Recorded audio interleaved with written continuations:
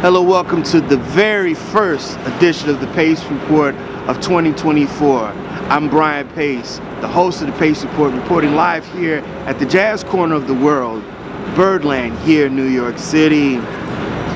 Recently here in New York City, the legendary bassist, composer, and vocalist Richard Bona played the very first time here in New York City since the beginning of the pandemic of COVID-19. And for 4 consecutive back-to-back nights, he sold out every show, and he brought his Asante trio.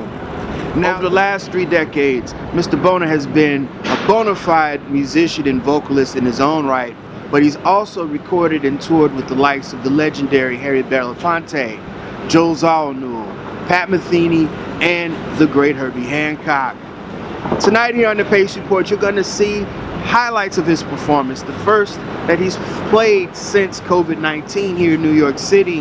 And I had a chance to sit down and break bread with Mr. Bona, to talk about his origins growing up in Cameroon, as well as talk about how he designed his guitar as a kid and how he took him building this guitar to apply his own technique of learning how to play the bass as well as the guitar.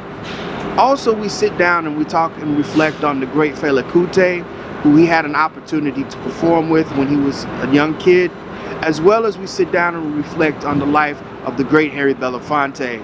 As you might know, when Mr. Bona came to the United States, Harry Belafonte hired him as his musical director for almost 3 years. So sit back, relax, and enjoy highlights of Mr. Richard Bona performing with his Asante trio live here at Birdland Theater, here on the Pace Report, here in New York City.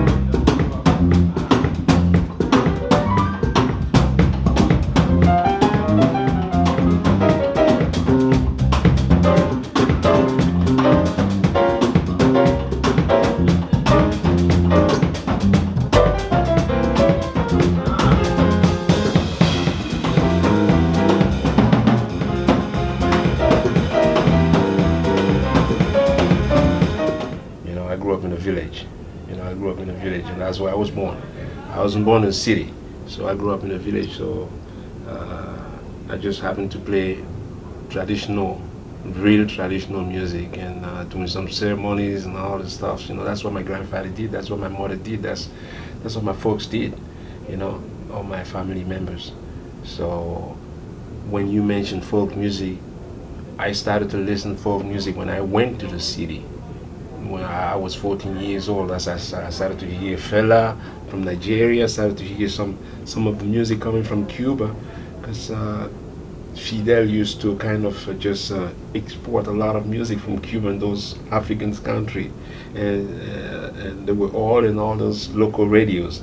So I was like, wow, how come these people, they sound African, but they don't speak, I don't understand why they were singing. They were singing in Spanish. And so those were the folk music, but we heard no American music back then, in the cities, like Douala and stuff. All we heard things like big hits, when you heard Michael Jackson and stuff like that, but you didn't hear like real, underground American music in general. Yeah. What was your take on Fela the first time you heard his music? Because Fela in Africa is what James Brown was to us here in America. No, my take to Fela is when I met him the first time. So I'm 11 years old kid playing guitar for another legend, a Nigerian legend, a singer that used to be, his name was Prince Nico. Not a lot of people know him, but he was the first guy who actually like got me out of Cameroon, traveling with me. That was the first two. I was under 12 years old. So they took us to Kalakuta, where Fela used to live. I saw Fela when I was 12 years old. Did you go to the shrine? Yeah, I was in the shrine. I was 12 years old. How was that? Man, it was magic. I was so scared because I only heard about Fela. Like Fela, you don't dream as a kid to see Fela, and all of a sudden, boom, right, Fela is right in front of you. And I remember a guy telling him, man, this kid plays guitar very well. He looked at me, he came to me, he was talking to a lot of people and saying, he took his pipe. He said, hold on to this pipe. And I'm holding this old pipe, the weed, I don't know what was in the pipe. And I'm holding this pipe. I hold it for about 3 hours. He forgot about the pipe. And I was saying, man, guys, who should I give this pipe to? They said, talking about it, he got like thousands of pipes. So that was my only. But a legend. Fela was, he's still a legend to me. Even when they're gone, the music's still resonating. Look at what young Nigerian artists are doing now today. It's all the background and this whole vocabulary of that Fela left. I want to ask you now, because Afrobeats now has surpassed hip hop here in America, and Afrobeats is really it's global right now. What is your take on this music that's really kind of a reflection of Mother Africa, but also some other different influences? It's hard to explain, because a few years ago nobody wanted to listen to this music. I remember, and back then when I got signed by at Sony Music here, and I remember telling one of the A&R, I said, man, because back then they were not even signing African artists. I think I was the first African artist signed by Columbia here, actually. I was signed in 1998. So back then they were not.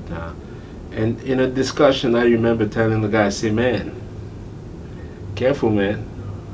The day Africa will end here, when you open them doors, kicking them wide open, brother. And you know what's funny? It's funny when you say open that. those doors. Yeah. Be careful, man. Yeah. I was gonna ask you.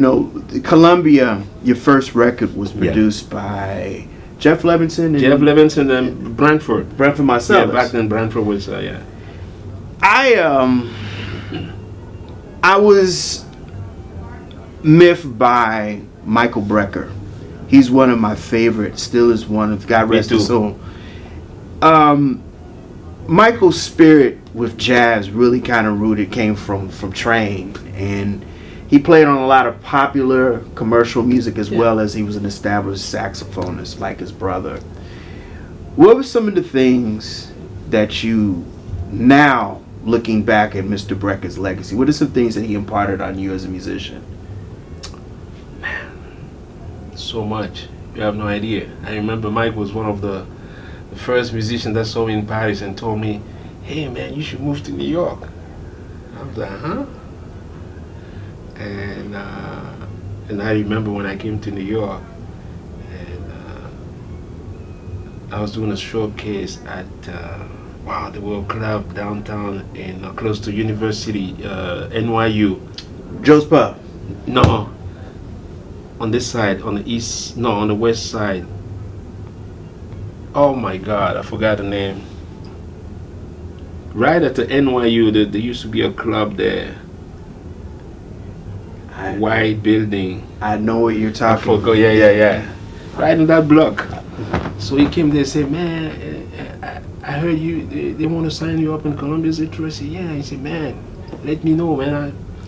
I'm going to come and print your record. Michael Brecker wants to play my record, my first record. I mean, who am I? I'm Mr. Nobody at that point, you know. I'm just doing gigs here and there in New York. And finally I get signed. And I like to tell this story because just to describe it with 2 words won't be enough. So I get the contract and I sign the contract. And then I tell Mike, I have 2 days of studio. Mike says, okay. And we booked the studio that was at Manhattan Center. And Mike is due to record. And the day before that recording, his manager, I forgot his name, Mr. Pete, I think, calls me and tells me Mike is flying all the way from Eskişehir in Turkey. He's flying from Eskişehir to Istanbul, London, New York. He won't be able to record. He's gonna be fried. That's the word that he used, I remember. He's gonna be tired, man. I don't think he'll be able to record. And we were like, can you imagine that day, the recording, we already booked the studio, everything, It's like the balloon busted. Right there. Man, but something in me just told me, don't worry about anything. So we already scheduled, to have Brantford. We need to record that. Back in the days, you book the studio, that's the day. You have today's today. Yeah. If you're not here, somebody will come and record it. Who's not here, the pianist not calling on the pianist. New York City, 1, 2, 3. So now we start, and then John Levinson went like that. We could call Brantford to come and play, because Brantford was back then in New York. So of course Brantford's great, but Brantford wasn't scheduled to record. He's my A&R, So, but I'm cool with it. So that afternoon we're at the studio, and 3:14 p.m. No, it was 6:14 p.m. Not 3. 6:14 p.m. The studio, the doors open. Guess who's there? Michael Brecker. From the airport, straight from the airport, looking tired to death. He took a saxophone, just threw it on the floor. He went on the couch. Hey man, let me know when you're ready. So I go. That's what he told me. And we knew he was tired. I don't know what we were doing. We switched the tape. Back then we had a tape. Yeah. We switched the tape. We put the tape, the song that we wanted him to play on, and then we put the thing on. He grabbed the saxophone. 1 take, man, my friend. I swear to God, 1 take. He did it right there from the airport, from JFK to the studio, record both songs. God was right there with you. And went back home. And the best thing is, I didn't have a big budget back then.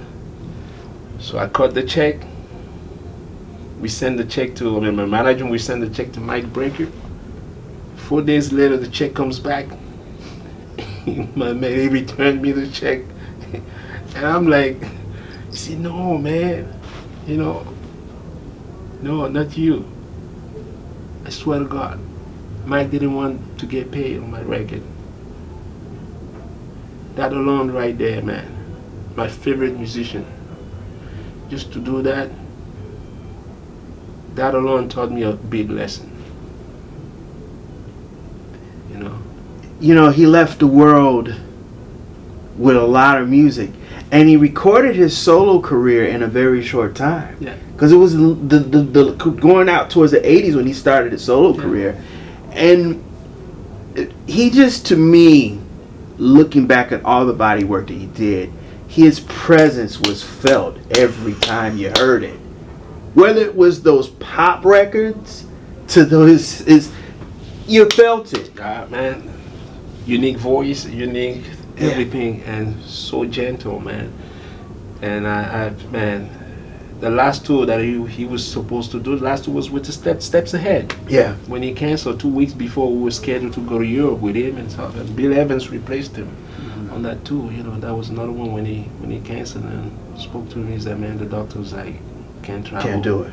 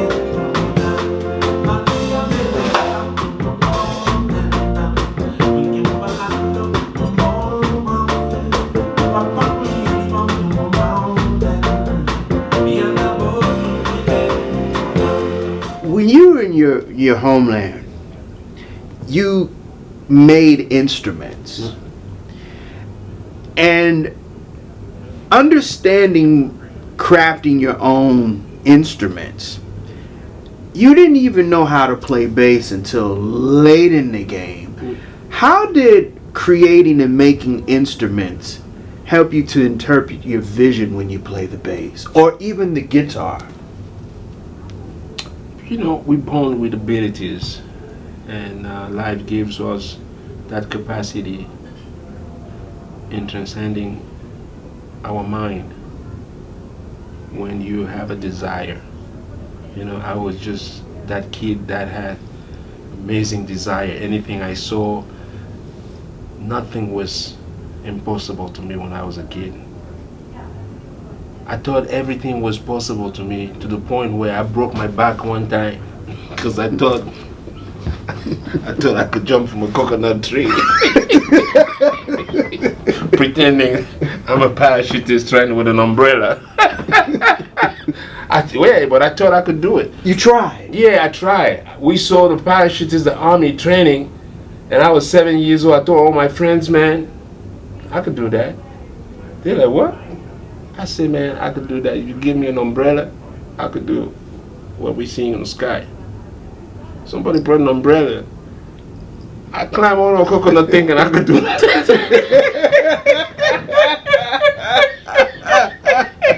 That's how crazy I was, you know. But that was the bad version of Richard Bona. But in a good way, you know. When I saw the guitar first time, same thing. I was at 8 years old. It was a priest traveling in Africa bicycle with a little guitar. It was the first time I saw the guitar. I wasn't even listening to this guy. I was just looking at how the guitar is built. Because I knew the moment this guy is gonna leave this village, I need to start building my own guitar. And the moment he left, 2 days after, I had my own guitar. It wasn't the same, but I started to make my own guitar. And when you were born in a remote place like that, you have to create your own, you know, build your own instrument. We build our own instrument. We don't have a 48th Street, Right. You know, where you go to Rudy. Right. I'm going to get right. saxophone or something. So I used to build my own flutes with the papaya branches and stuff, you know. And we got all that there. So you just have to be creative. The thing that everyone talks about, and everyone knows about your journey through Jaco Pastorius, but when you left Africa and went to Germany and then France, what was your take on bass players like Stanley Clarke, Marcus Miller, Larry Graham? What were your takes on their vernacular and how they brought a different vision to how the bass was played? But I didn't discover those bass players before I heard Jaco. You see what I mean? I'm 14 years old, playing in Africa and doing my thing, just playing places to places. And time until out. Somebody. And not to cut you off. Yeah. You were playing guitar before you were playing the bass. I wasn't interested in playing bass. So my whole thing wasn't even direct to bass player back then. You know, bass player, I was like, I'm playing guitar. I'm playing organ in church. I don't see any interest going to play bass. I'm like, bass, no, I'm not even interested. So until a guy played me Portrait of Tracy of Jaco Pastorius, and more precisely Donnelly, when I heard Donnelly the first time, I thought the tape was running fast. I said, play me that again. He played. I said, man, it's set in the wrong. You know, we used to have 33, 70, whatever. I said, man, is the right place? He said, yeah, it's on 33. And I listened to it again. And I said to myself, man, you got two possibilities, huh? Either this guy doesn't know how to play, he's just hitting any note, because I could do that too. I could hit any note. Or the other one is, if this guy knows what he's doing, then he's the bad motherfucker. And he was. And he was. And then he told me, you know, it's actually a song. I said, really? And he played me the Charlie Parker's version. And I heard the same song on the saxophone. I said, ooh, we have a problem. Yeah. But I embraced, that's the moment when I embraced bass. And then I discovered Stanley Clarke and Louis Johnson and all those bass players. Even before Marcus, pre-Marcus a little bit, because Stanley comes right before. Yeah. That's I don't want to. They're all great, but those were like Cool in the Game. Oh yeah. What was his name again? Robert Cool Bell. Robert Cool, man. Those were the Camille. Yeah. I mean, people don't realize. Great bass players. Yeah, man. You're right. Great bass players. Man. Right.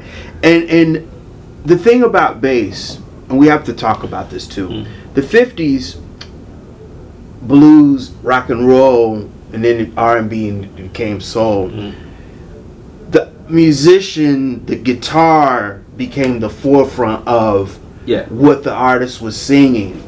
And you coming into your own, how did you know that you were going to do some very different things with the bass outside of Joe's All New?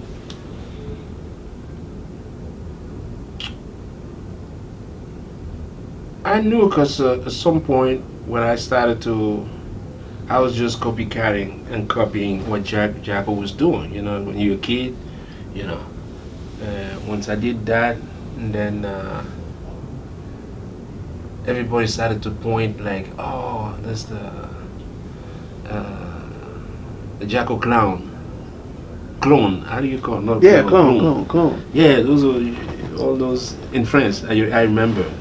Those are Jacko clown. That's all they do, and that thing hit me so hard, and I'm like, y'all don't know me, man. You don't even know I play percussion. You don't know I play balafon. You don't know I play flutes. You don't know, man. You don't know me. When it comes to that, bass is just the last chapter of my book. And you were bringing all of that to what you were playing. And then I said to myself, you know what? Let me change this thing around, man. So when they put me in the studio here in New York, actually, they expected me to come up with some playing. Now I'm gonna play what Richard Bona is exactly. So that's why you see me playing all these guitars myself, percussion myself, and bass. And I remember the first when Jeff Levinson heard the first songs that I recorded, he expected the bass to be all over. Is the man? Is this? I say yes, that's me. That's the real Richard Bona. Yeah. It's that mix of everything. The combination of my background, my roots, the Jacko thing, the guitar, and all the stuff together.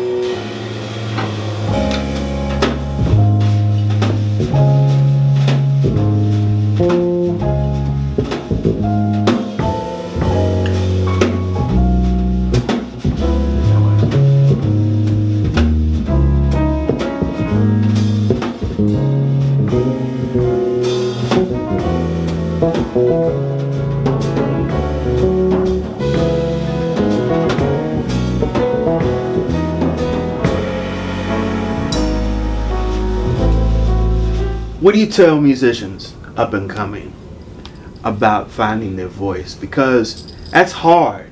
I mean, sometimes it takes you 60 years to find your voice. Sometimes it takes you 6 days to find your voice. Yeah, you just have to keep looking for it and trying to find who you are, you know? Because you can only sound, nobody sound like you. Nobody will sound like you, you know? So you need to bring a lot of trust into yourself. Finding yourself is trusting yourself first. But if you don't trust yourself, that could last 60 years, like you're saying. It comes first of all with the trust, you know? To trust yourself that you have a voice. We 7 billion, over 7 billion people, but we look different. That ain't crazy? You're right. You know, I have never heard anybody ask you this, and this has been killing me. Who are some of your musical vocal influences? My mother. My first, that's the first voice I heard. One of the most beautiful voices I ever heard was my mother. Beautiful, pure voice. In my church, you know, growing in church, so she was more like, she was only singing in church, of course, but the voice, oh my God, no microphone, nothing, just pure. Was my mother. And then later on, of course, you know, all the singers. Yeah, because it's like, I put you in a whole different bag by yourself, because, you know, I don't hear too many people playing the bass and singing, with the exception of Sting. Bass and singing is just two, like I said, they're bipolar opposites. But it's like a drummer playing and singing. It's a different, you know, when you play a guitar, you could just strum and sing like this, do your doom. Yeah. I can't get no nothing against the Rolling Stone. Please don't take it personal. I love the Rolling Stone. I just sang whatever came first to my mind, you know. Right. So it's different strumming like this, but bass playing, like you're saying, it's all over. Yeah. You know, rhythmically, melodically, and all this thing. You have to keep time too. Yeah. And sing on top of that. Yeah. So my thing, I just did that all the time. Any instrument, like I tell my student most of the time, sing everything you play. Sing everything you play. Don't worry about it. Oh, but I don't have a beautiful voice. It's not about that. You know, it's a very interesting story I'm about to tell you. You know, Lionel Richie was not supposed to be the lead singer of the Commodores. The Commodores. Really? He wanted to be one of the songwriters, play piano, and the band, the songs, kept pushing him to sing. And that's how you saw, because at the very beginning of the Commodores' career, they were instrumental, and then they evolved into the funk. By record 3 and 4, Lionel was starting to do more and more of the vocals. And that's how he became a proficient piano player. And he could play saxophone and a great singer. Yeah, and it's, what a singer. Yeah. It's I look at Lionel and I look at how you are. It's just sometimes your talent pushes you to do things that it's time for you to shine. Yeah. That's how I felt when, you know, because, you know, when I had an opportunity to do this record, man, I went back home. Said, so what kind of music you wanna? Who are you exactly? Like I said, you know, you need to put some and trust yourself in doing things. I said, you know what? I'm gonna go back to my roots and mix all of this Richard Bona, like a combo thing, and put all that together. And the singing is part of it, because I sang all the time. I sang all the times. You know, as a kid, that's what I did with my grandfather, my mother. I sang all the times and playing. I said, let me bring that back. You know, I can't just erase that chapter out of my. No. So, and people embrace it so well back then, because even if the record company back then didn't believe, oh man, you know, you sing in a language that many people don't understand, nobody speaks in it. Next thing you know, 3 months after the record came out, wow, thousands of CDs sold, and all of a sudden they're like, uh-oh. You can't put the genie back in the bottle. Hey, man.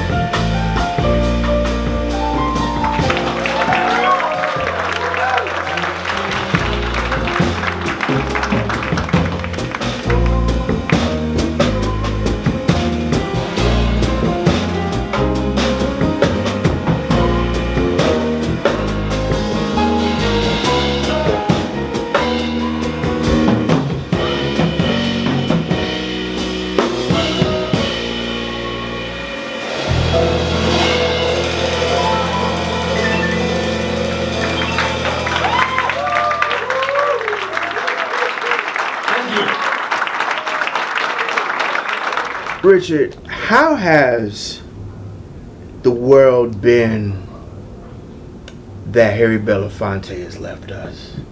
I know he was a big important part of your life. You was music director for a couple of years, and that man left a very important humanitarian spirit around the world, and you had the honor of playing with this gentleman. And share the stage with him.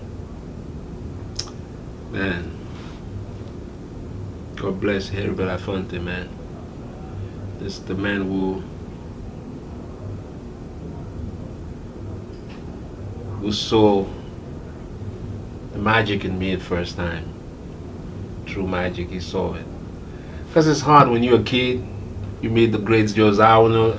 It's just hard for me to display everything I know. You know, it's just like I'm naturally shy. You know, but Harry was the first person who actually made me feel like, hey, you could do anything you want. This is my platform, and I want you to put it into, I want to hear it. You know, I was like, can I change this arrangement? Richard, listen to me. Put everything, I mean everything, okay? Change it all.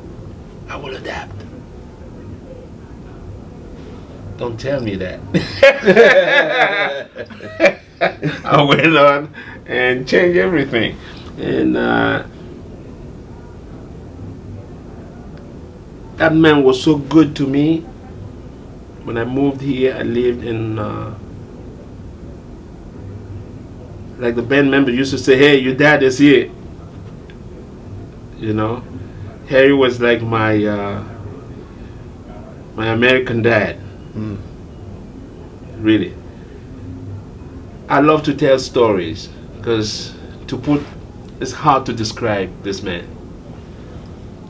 I live on 117th Street, right behind Columbia University back then.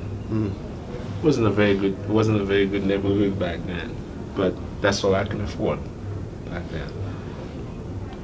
Back on top of the Morningside Park, what it was called. Little motel somewhere back there, you know.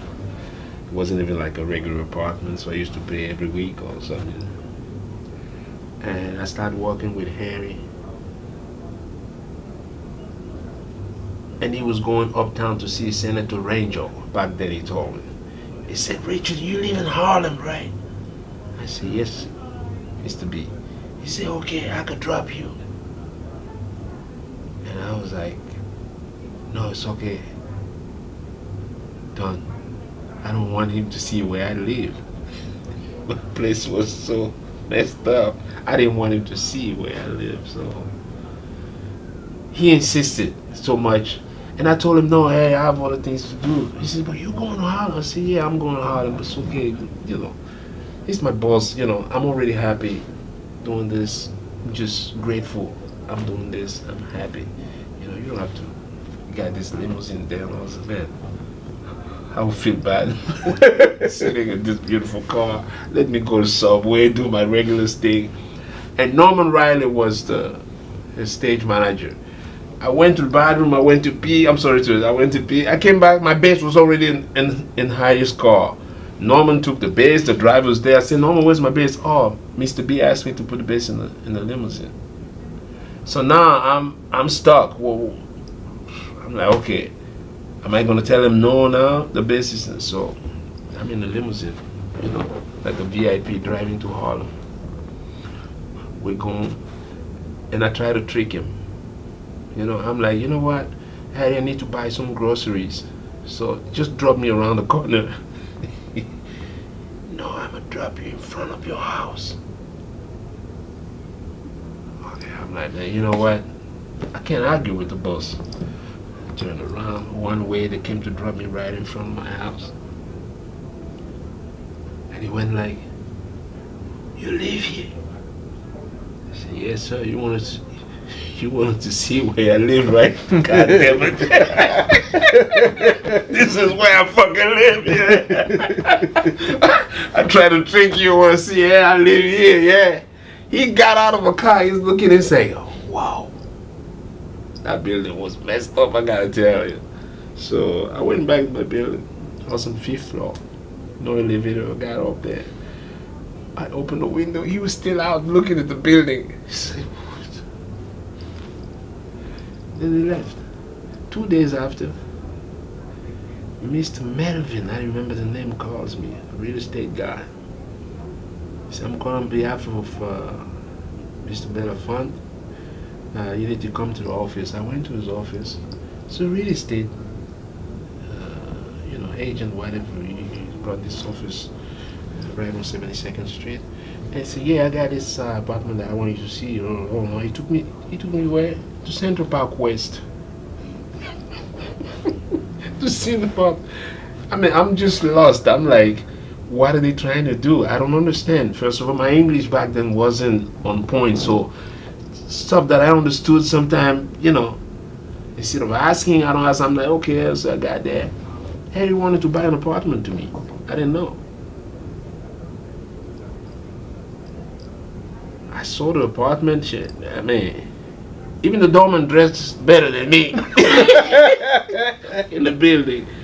So I got back home. I'm like, and then next rehearsal, I saw him, and then Harry asked me with a big smile, so, do you like the place? The apartment? You like the apartment? I called him on the side. I said, Harry, I can't take this kind of gift. I came here to fight. If I took a gift like this would annihilate my desire to fight. I came here to fight. Getting a job from you is already, to me, a gift. So let me do my job. 2 or 3 years from now, I will buy my own place. I came here to fight. I turned down that, but the man was really good to me, 2 years later, I bought my first apartment, 9th Street on Broadway. I said, hey boss, come see my place now. And he came and he was really proud. And when I opened the club back then, he actually celebrated his 91st birthday in my club. Wow. He didn't know it was my club until somebody told him, yeah, your ex-musical director, this is his club. Oh, that's how they call it, Bonafide. He went on stage. Just because of that, he went on stage singing, and he was so happy. So the man was one of the smartest men I met in my life. And Jeff didn't like my first lawyer. I didn't have money to hire a good lawyer. I went to see Peter Shukas, who was my activist lawyer. It cost a lot, so I'm desperate. I don't have a lawyer to represent me. I got this young lawyer back then, an intern, who was going to represent me to sign my deal with Columbia. And 2 hours after the meeting, they met and all this thing. Jeff tells me, oh, this guy knows nothing. What's this? Where did you find this lawyer? Don't worry, we'll get you a lawyer and all this thing. So, man, I took this kid to Chinatown. We bought him a nice suit to represent me. I'm like, the guy goes there now, the record company don't like my lawyer. So I go to rehearsal. And I'm like, I'm kind of tense. I'm like, wow. Harry asked me, so how you doing? He said, are you okay? I tell him, man, I got a lawyer. My lawyer went to meeting, but the record company don't like my lawyer. He said, what? I said, yeah, they don't like my lawyer. Keep that lawyer. He told me, keep that lawyer. And I'm like, keep that lawyer? He said, yeah. That was it. The guy's still my lawyer. It's actually a very good lawyer. Right. So he really did take care of you. He was looking after me like beautiful advisor. And who else would teach you about this showbiz? You're right. Who else would teach you about this whole thing, you know. You need someone like Harry. So Harry Belafonte wasn't just a mentor; it was a whole school and stuff. You know, I walk on stage. You see me getting here earlier. All of my show, I do my sound check.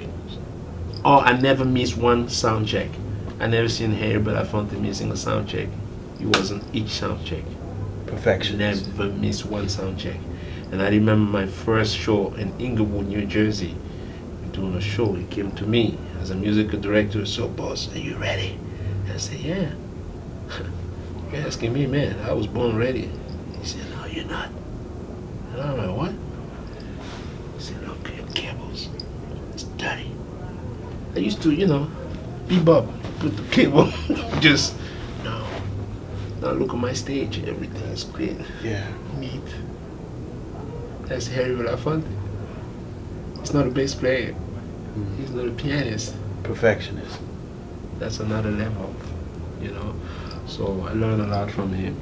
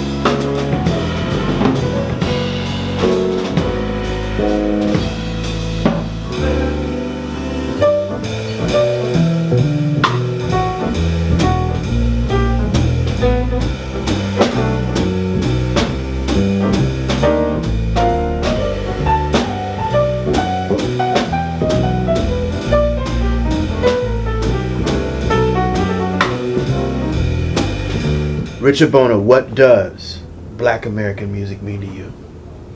Wow. Everything. Especially people done one of a form of music, Black American music, that made a huge jump is gospel.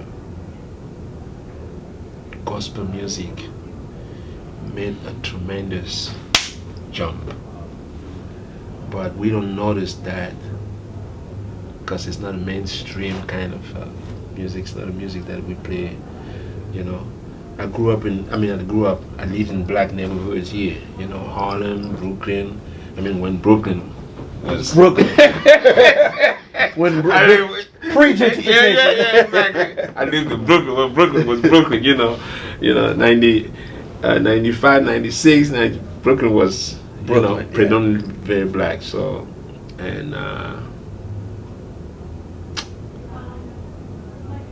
and the way the black music embraces the differences, that's just unbelievable, and we have that unique connection. It's not just about music, attitude. Music is just an expression, but black is an attitude too. It's a way of being, it's we walk different. No, really. There's stuff that black people do in America that I saw when I was in my village. I'm like, who told who about this thing?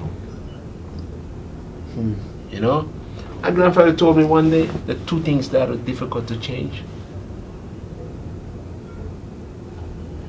the food and music. So when I went to Brazil first time, in Bahia, a place that is very black, went to a percussion player, my friend a percussion player, Jamal's house, and his mother was cooking. It smelled like when I was a kid, like my grandmother cooking. So they never really changed the cooking. You see what I mean? Yeah. Music is the same too. Why changing something that's good? Those notes are the same. It's just the melanin complexion is That's it. a different factor. Yeah. They didn't. Why would you change something that's so good to you? They never change anything. but they call it feijoada there. You go to African places like Cape Verde, they call it cachupa, but it's the same thing. Same thing. Same cooking, same process, same everything. So, what this music does to me here, I am that music. You know.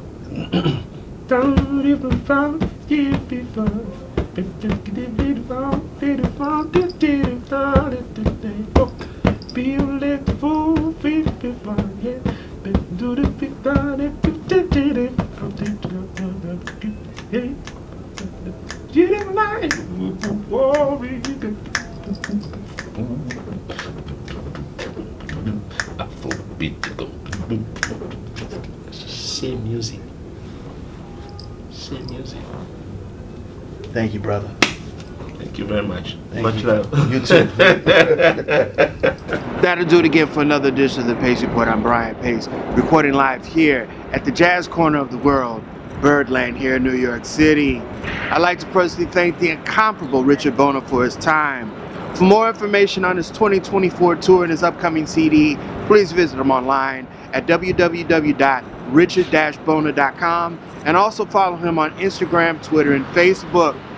Also, I'd like to personally thank the staff and management here at Birdland for their warm hospitality. Also, I'd like to personally thank Miss Lydia Liebman and Lydia Liebman Public Relations for arranging my time with Mr. Bona. As always, people, I can't stress this more than enough. Please like, share, and subscribe to my videos here on YouTube, Vimeo, and Facebook, and leave comments.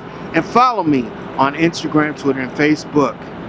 Until next time, remember, if it's in the groove, it'll make you move. Till next time, peace.